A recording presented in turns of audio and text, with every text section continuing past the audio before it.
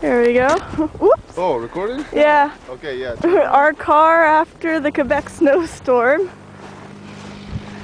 buried into the side of the street, which we put there because we wanted our driveway cleaned by our snow removal. And this is all you can see of the car. Hold on, people is coming. And then you got the huge snowbank.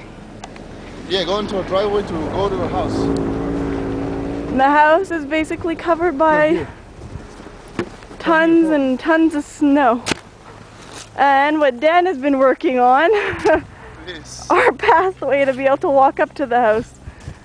And we had to jump over our railing into the